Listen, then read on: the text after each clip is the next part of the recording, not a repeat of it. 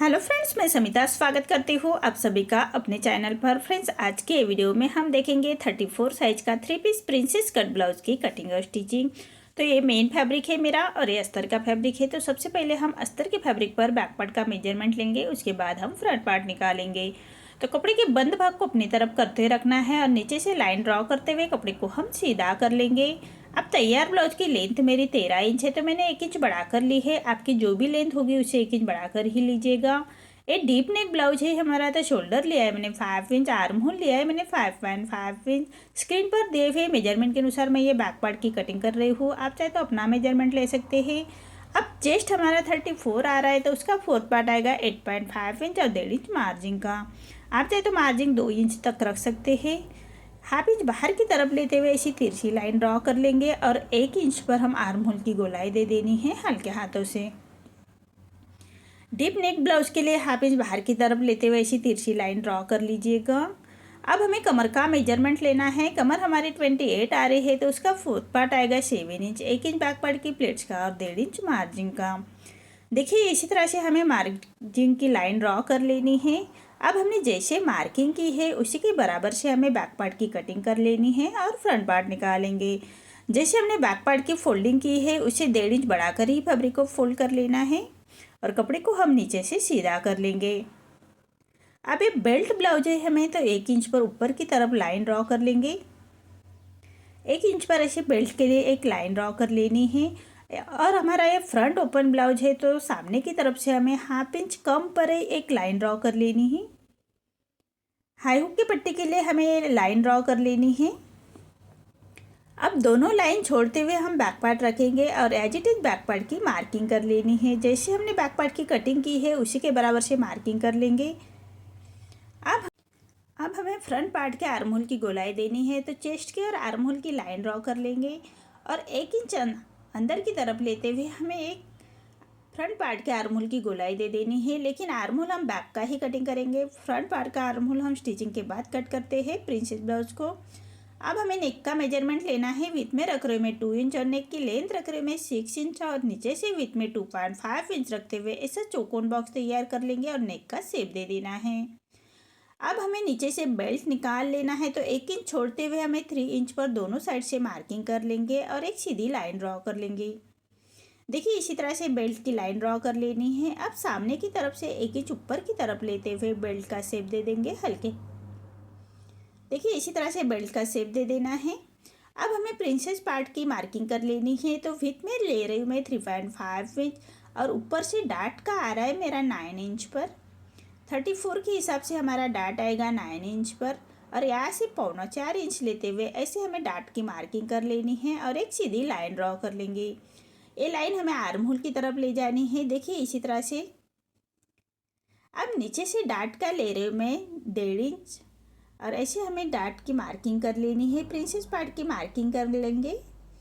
अब arm hole की तरफ से हाफ इंच सामने की तरफ लेते हुए ऐसा छोटा डार्ट निकाल लेना है 2.5 इंच के ऊपर। अब आर्म होल की तरफ से हाफ इंच सामने की तरफ लेना है हाई हुक के लिए सिलाई मार्जिन का और नीचे से डार्ट का हमें 1.5 इंच बढ़ा लेंगे। देखिए, इसी तरह से हमने जैसे मार्किंग की है उसके बराबर से कट करना है। आर्म होल हम बैक का ही कट करेंगे। फ्रंट का आर्म होल हम प्रिंसेस ब्लाउज को स्टिचिंग के बाद करते हैं। अब बेल्ट को भी हमें अलग कर लेना है और जो प्रिंसेस कट का पार्ट है उसको भी अलग कर लेंगे और नेक को भी हम कट कर लेंगे। नीचे से फ्रंट ओपन है, तो सेंटर से ही हमें कट कर लेना है। अब सभी पार्ट की कटिंग हो चुकी है और सभी पार्ट हमें मेन फैब्रिक के साथ कट करने हैं। तो मेन फैब्रिक कट करते वक्त हाफ इंच बढ़ाकर ही कट कर लीजिएगा मेन फैब्रिक को। देखिए, मैंने ये स्लीव्स की भी कटिंग की है, बैक पार्ट की भी कटिंग की है। बैक पार्ट मैं नेक्स्ट वीडियो में लेके आऊँगी डिजाइन के साथ। अभी ये वीडियो में हम फ्रंट पार्ट ही देखेंगे पूरा वीडियो। तो देखिए, सभी पार्ट मैंने मेन फैब्रिक के साथ कट कर लिए हैं और सभी पार्ट हम मेन फैब्रिक के साथ अटैच कर लेंगे। तो मेन फैब्रिक पर रॉन्ग साइड पर रखना है हमें अस्तर का फैब्रिक और पूरे चारों साइड से हम उसको स्टिच कर लेंगे। अस्तर के फैब्रिक के बराबर से ही हमें स्टिच कर लेनी है। हाथ से थोड़ा प्रेस करते जाइएगा और सिलाई करते जाइएगा ताकि अंदर की तरफ करिया खींच ना रहे, उसका ध्यान रखें। देखिए, इसी तरह से अब जो एक्स्ट्रा फैब्रिक आ रहा है उसको हमें कट कर लेना है। ऐसे ही हमें साइड का पार्ट भी रेडी कर लेना है। तो मेन फैब्रिक पर रॉन्ग साइड पर रखेंगे और सभी चारों साइड से हमें स्टिच कर लेनी है। अस्तर के फैब्रिक के बराबर से ही स्टिच कर लेनी है और जो हमारा एक्स्ट्रा फैब्रिक बाहर की तरफ आ रहा है उसको हमें अस्तर के फैब्रिक के बराबर से ही कट कर लेंगे। इसी तरह से हमें बेल्ट भी रेडी कर लेना है। तो बेल्ट हम मेन फैब्रिक पर राइट साइड पर रखेंगे और नीचे से 1/2 इंच का मार्जिन कवर करते उसको स्टिच कर लेनी है और ऐसे छोटे कट्स लगाएंगे। जो एक्स्ट्रा फैब्रिक है उसको कट करना है और छोटे कट्स लगाएंगे, सिलाई ना कटे उसका ध्यान रखें। अब अस्तर का फैब्रिक पलटाते हुए उसके ऊपर से हमें स्टिच कर लेनी है और पूरे फैब्रिक को फोल्ड करते हुए एक रॉपी स्टिच कर लेंगे। अब हमें फैब्रिक को पलटाते हुए मेन फैब्रिक और अस्तर का फैब्रिक हम अटैच कर लेंगे। देखिए इसी तरह से दोनों साइड के बेल्ट हमें रेडी कर लेने हैं और जो एक्स्ट्रा फैब्रिक आ रहा है हमारा उसको हम अस्तर के फैब्रिक के बराबर से ही कट कर लेंगे। देखिए इसी तरह से दोनों साइड के पार्ट हमें रेडी कर लेने हैं। अब इसकी हम स्टिचिंग देखेंगे।